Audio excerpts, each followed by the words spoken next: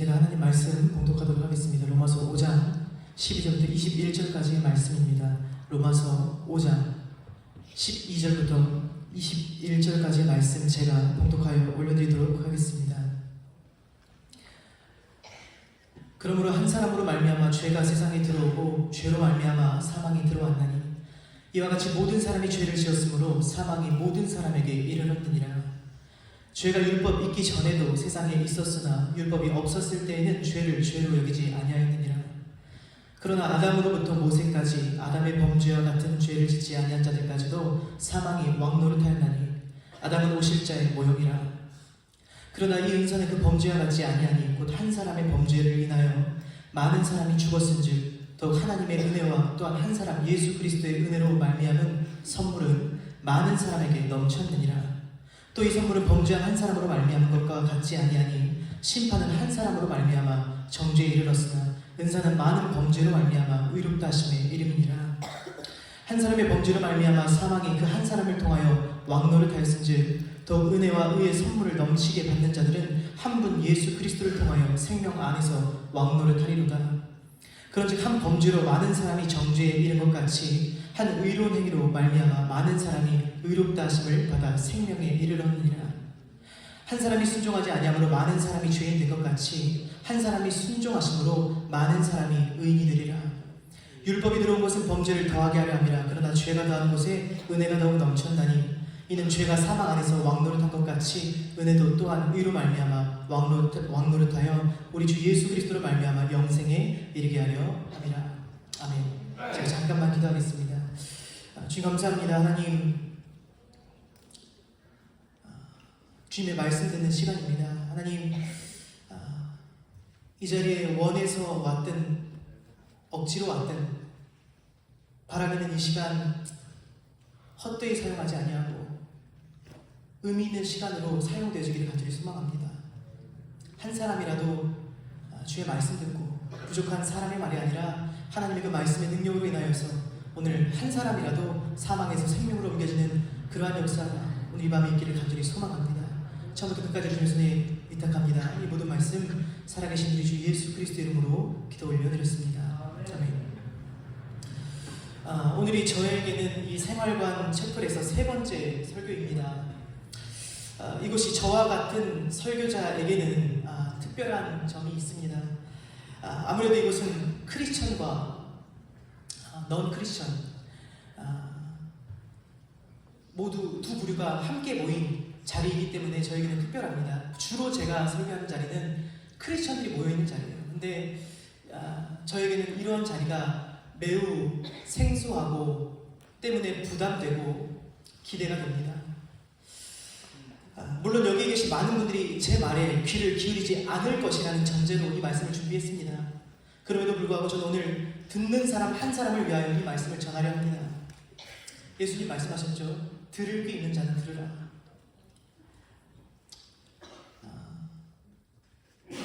물론 바라기는 모두가 들었으면 좋겠습니다. 하지만 그럴 수 없다면 한 사람이라도 오늘 이 말씀 전해 듣고 사망에서 생명으로 옮겨지는 그런 귀한 시간으로 이 시간이 사용되기를 간절히 소망합니다. 오늘 성경에는 나쁜 소식과 좋은 소식이 있습니다. 어떤 것부터 들으시겠습니까? 라고 질문 드리고 싶지만 매도 먼저 맞는 것이 낫다고 제가 나쁜 소식 먼저 전해드리겠습니다. 12절 말씀에 보면 그러므로 한 사람으로 말미암아 죄가 세상에 들어오고 죄로 말미암아 사망이 들어왔나니 이와 같이 모든 사람이 죄를 지었으므로 사망이 모든 사람에게 이르렀느니라 라고 말씀합니다. 오늘 성경은 한 사람으로 말미암아 죄가 이 세상에 들어왔고 그 죄로 말미암아 사망이 들어왔다고 선언합니다. 우리가 이 말씀을 그래도 쉽게 이해할 수 있는 이유가 있다고 생각합니다. 우리는 지난 몇 년간 코로나로 팬데믹을 경험하면서 이와 같은 현상을 목격했기 때문입니다. 코로나는 처음 누군가 한 사람으로 말미암아 시작되었을 것입니다. 하지만 그로 말미암아 온 세상이 바이러스에 전염되지 않았습니까? 이처럼 태초에 아담이라는 인류의 첫 번째 사람이 이 죄 바이러스에 감염이 됨으로써 이 땅에 사망이 들어오게 되었다고 성경은 선언합니다. 여기서 말하는 사망이 무엇을 뜻하느냐? 먼저는 죄는 인류의 육체적인 사망을 가져왔다는 소식입니다. 그렇죠? 사람 중에 죽지 않는 사람 한 사람도 없잖아요. 죄는 육체적인 죽음을 가져왔습니다. 그리고 이어서 뿐만 아니라 죄는 하나님과 단절이라는 영적인 사망 또한 우리에게 가져왔어요. 근데 이 죄라는 것이 얼마나 치명적이냐, 그 이후로 모든 사람이 그 죄에 감염이 되어 태어난다는 것입니다. 그러니까 전염성만 높을 뿐이 아니라 유전이 되는 병이래요. 그래서 이 죄는 그 어떤 바이러스보다 무섭고 치명적인 것입니다. 그리고 이 죄 감염이 어디서부터 시작되었는지를 오늘 성경은 그 원인을 이와 같이 말합니다. 한 사람으로부터 말미암았는데 이 아담이라는 첫사람 때문인데, 이 사람은 모든 인류의 대표였대요. 대표자 한 사람이었어요. 이것을 쉽게 이해할 수 있도록 설명을 드리겠습니다. 얼마 전에 여러분들도 보셨을 것입니다. 카타르에서 열린 아시안컵이 열렸습니다. 한국 국가대표팀이 마지막에 4강전인가요? 요르단전에 이제 패배를 하게 됐죠. 그 패배는 단순히 축구 국가대표팀이 패배한 것으로 끝나지 않았습니다. 관중들이 그 경기가 끝나고 경기장 밖으로 나가면 어떻게 되죠? 그때부터 본격적으로 한국 관중들을 향한 조롱이 시작됐대요. 왜 그렇죠? 국가대표 선수가 패배했다는 것은 곧 그날 한국 전체가 패배했다는 것이나 다름이 없기 때문이에요. 그래서 국민들도 다 같이 조롱을 받고 다 같이 눈물을 삼켜야만 했던 것입니다. 이처럼 아담은 온 인류의 대표였습니다. 근데 그가 죄에 굴복함으로써 이후 모든 사람은 죄의 권세에 굴복하여 종노릇하게 되었대요. 전쟁이라는 게 그래요. 이긴 자는 진 자의 종이 되는 것입니다. 패자는 승자의 종이 되게 되어져 있습니다. 그래서 인류가 죄의 종노릇을 하게 된 것입니다. 이것이 우리로서 너무나 안 좋은 소식이에요. 물론 성경에 이와 같은 선언이 여러분들에게는 별로 와닿지 않을 수가 있습니다. 무슨 터무니없는 말인가? 무슨 태초에 한 사람이 죄를 범한 것으로 온 인류가 죄를 범했다는 이 말이 무슨 말도 안 되는 이야기인가? 와닿지 않을 수 있어요. 근데 가만히 이 세상을 바라보면 이 말이 어느 정도 일리가 있다는 것을 여러분들도 깨닫게 되실 겁니다. 왜냐하면 지금 이 세상은 그 전쟁의 패배에 대한 결과물이기 때문이에요. 단순한 예를 들겠습니다. 최근에 뉴스를 보면 보신 분들도 있을 거예요. 환경 문제가 굉장히 심각하죠. 얼마 전에 두바이에서 물폭탄이 한번 쏟아지더니 이번에는 중국이 홍수와 토네이도로 지금 초토화가 되었다고 합니다. 지금 전 세계가 이와 같이 기상이변에 몸살을 앓고 있어요.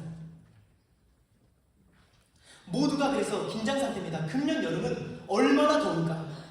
금년 여름은 비가 얼마나 올까?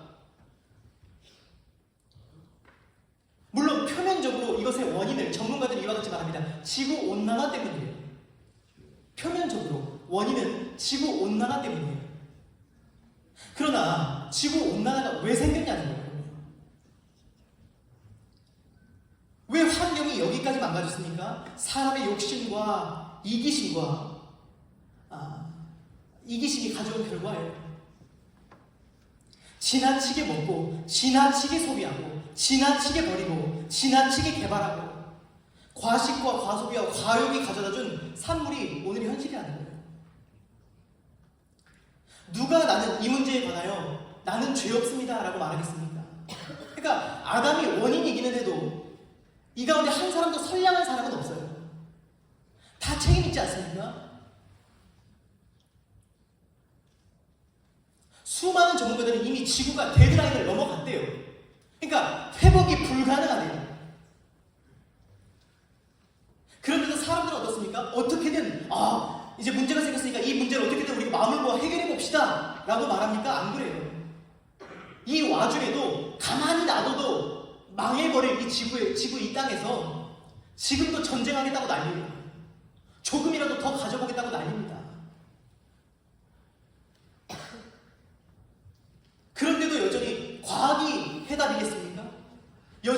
정치가 해답이겠습니까? 이 땅에 근본적인 문제가 있습니다. 죄 문제예요. 표면적으로는 다양한 문제들이 있을 수 있어요. 이 세계에, 이 세상에. 하지만 뚫고 들어가면 한 가지 나오는 거예요. 죄 문제예요.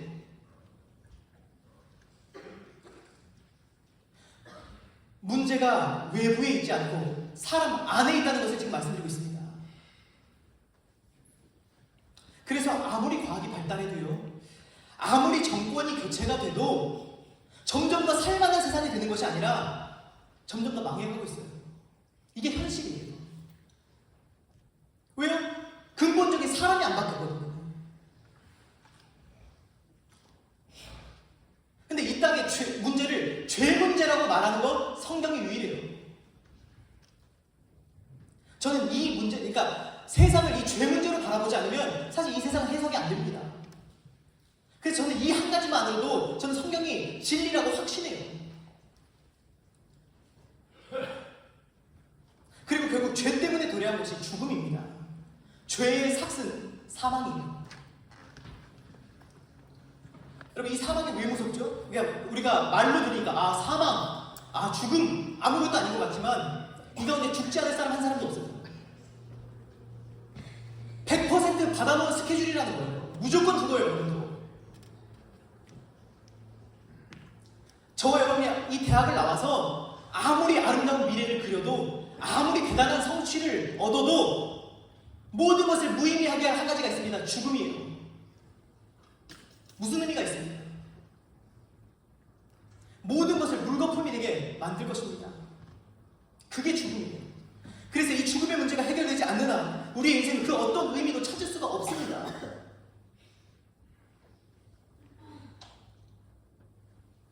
그리고 이 죽음은 바로 죄의 결과라는 것을 여러분들에게 말씀드리고 싶어요. 이것이 제가 여러분들에게 가져온 먼저 전해드릴 배드뉴스, 나쁜 소식이에요. 그러나 다행히 오늘 말씀은 나쁜 소식으로만 끝나지는 않습니다.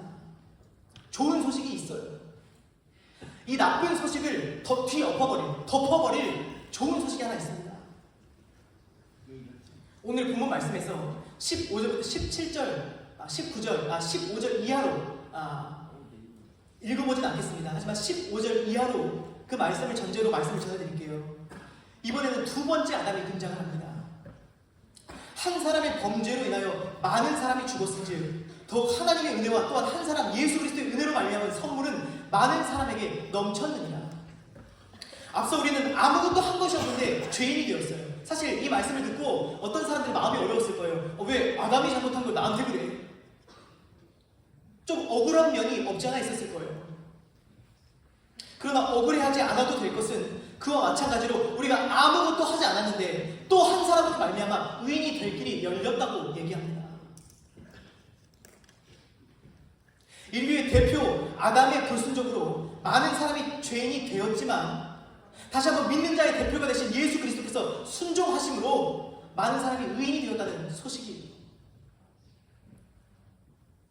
저는 가끔 기독교 관련 유튜브 댓글에서 이러한 글을 본 적이 있습니다. 그 기독교 관련 이 영상 밑에 달린 댓글을 제가 읽었어요. 뭐라고 써있냐? 하나님은 사랑이 많으시다면서 자기를 믿지 않는다는 이유로 지옥에 보내는 신은 자기를 믿을 수가 없대요. 그게 무슨 선하신 하나님이냐? 여기 계신 분들 중에도 지금까지 그러한 생각으로 하나님을 오해하고 계셨던 분들이 있으리라고 생각합니다. 근데 이것을 간단하게 예로만 설명을 드리고 넘어가도록 하겠습니다.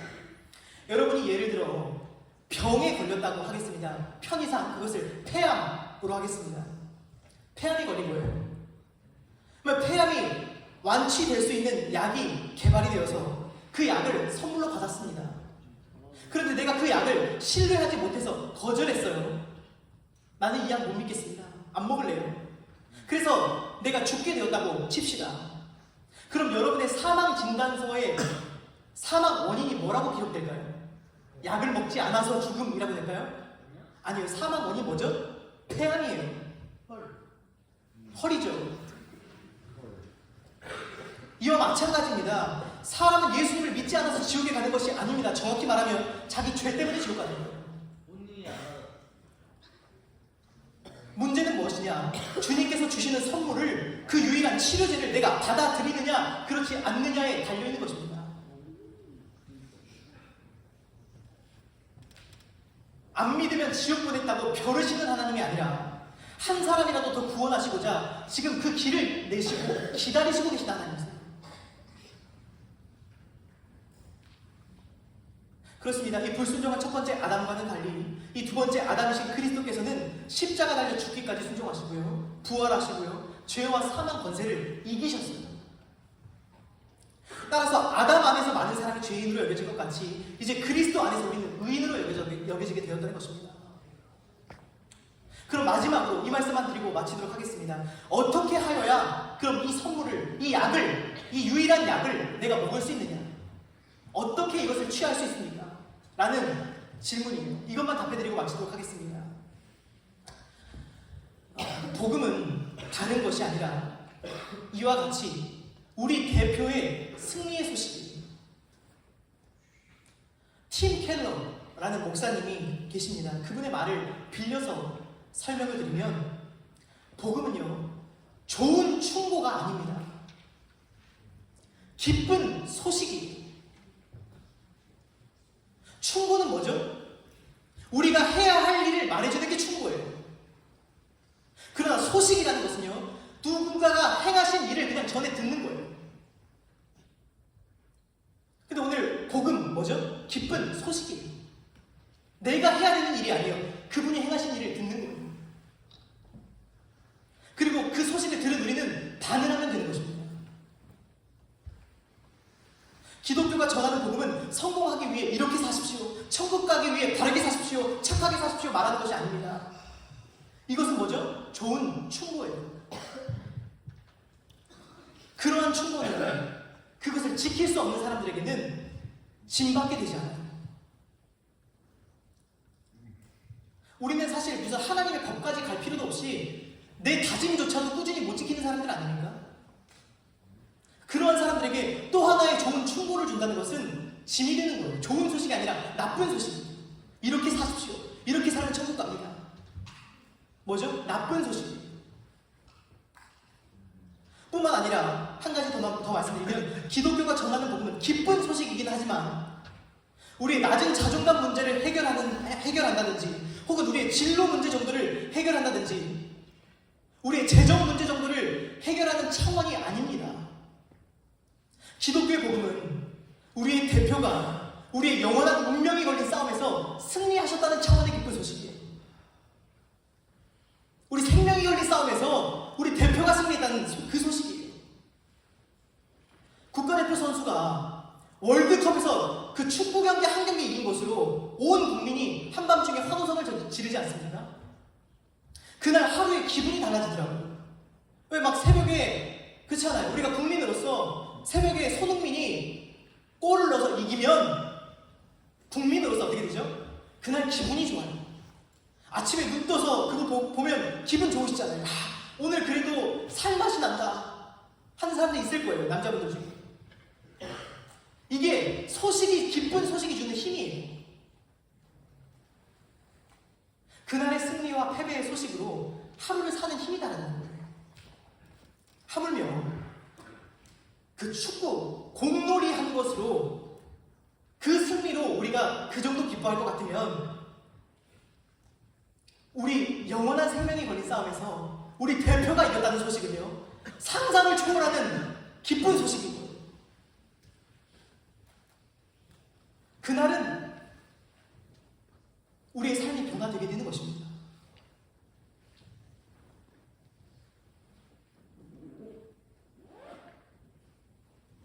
그 소식이 우리의 삶을 바꾸지 못하겠습니까?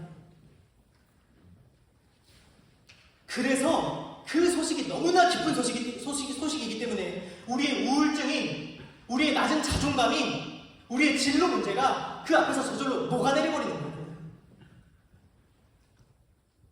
이 소식을 진짜로 믿으면 이전과는 그 삶이 달라질 수밖에 없다는 것입니다. 진짜 이 소식을 듣고 믿으면 안 달라지겠습니까? 이처럼 복음은 우리가 뭘 하는 것이 아니라 그분이 우리를 위해 행하신 일입니다.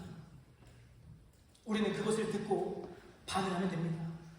그저 기쁜 소식 위에 우리의 삶을 다시 세우면 됩니다. 오늘 제 역할은 그 소식을 전하는 여기까지입니다. 오늘 이 소식에 여러분은 반응하실 수 있고, 오늘도 그냥 헛소리구나 라고 이 자리를 박차고 일어나실 수도 있습니다. 그러나 오늘 이 자리에 누구 한 사람이라도 그동안 도무지 믿기지 않았던 이 소식이 왠지 모르게 그냥 지나칠 수가 없다면, 왠지 모르게 내가 이것을 믿고 싶다면, 오늘 한 분이라도 남으셔서 기도로 하나님 앞에 반응해 보시면 어떨까 생각이 듭니다. 제가 기도하고 마치겠습니다. 주님 감사합니다.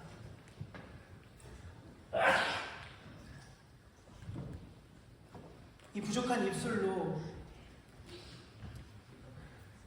주님의 그 위대하신 복음을 다 전하기라는 것은 불가능합니다, 주님.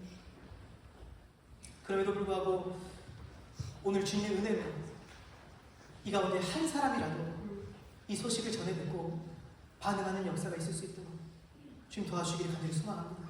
이 모든 말씀 살아계신 우리 주 예수 그리스도 이름으로 기도 올려드렸습니다. 아멘.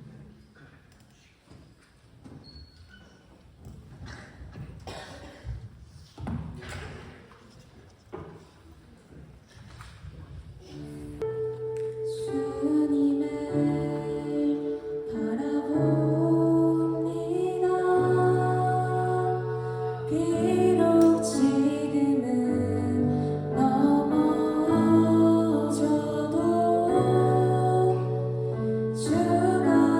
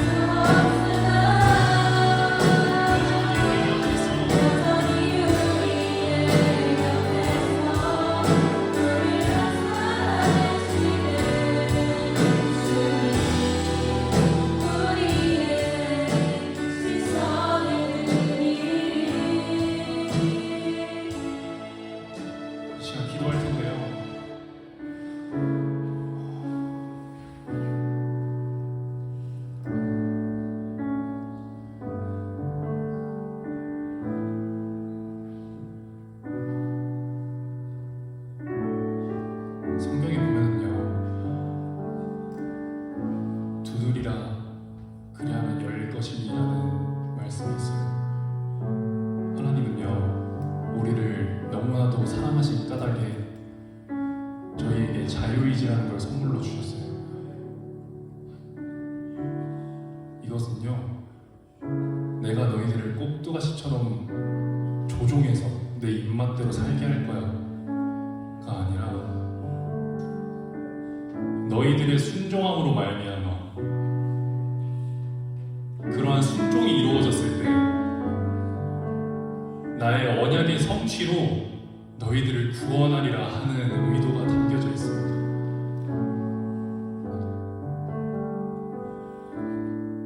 오늘 이 시간 마음속에 예수님이 문을 두드리실 때 문을 엽시다. 문을 열고 앞에 계신 예수님께 고백합시다. 예수님, 저와 함께 해주세요. 삶 가운데 함께 해주세요. 제가 정말 원하는 게 많았거든요. 정말 원했던 능력도 많았거든요. 원했던 스펙도 많았거든요. 근데 그거 다 이루고 나서 그거 다 의미 없었다 하면 소용없는 거잖아요. 그러니까 가장 먼저 계신 예수님이 내 마음 가운데 함께 하시길 소망합니다. 내 삶 가운데서 더더욱이 바라봐야 될 존재가 예수님이심을 고백합시다. 내 마음 가운데 함께 하셔야 될 그 이름이 예수님의 이름이 되어지길 소망합니다. 오늘 이 시간 더욱이 주님의 이름을 불러가며 소리 내어 기도합시다. 네, 주님 감사합니다. 오늘 이 예배 가운데 함께 하여 주옵소서. 우리 마음 가운데 함께 하여 주옵소서.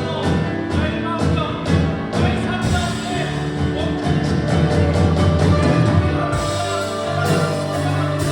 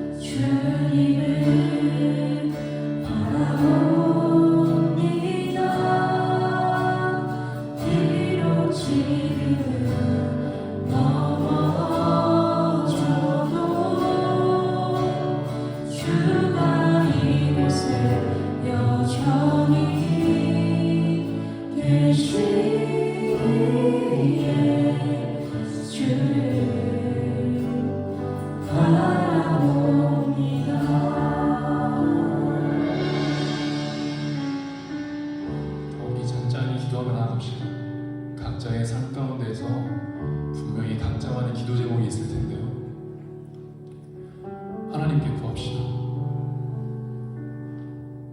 주님, 나의 삶 가운데 이러한 고민이 있는데 이 고민이 해결되어지는 이유는 이 고민이 주님 앞에 드려져야 되는 까닭은 내 삶 가운데 나의 우선이 되는 것이 아니라 오직 하나님이 우선이 되어져야 되기 때문임을 고백합시다. 시간 가운데 자유롭게 더 기도하실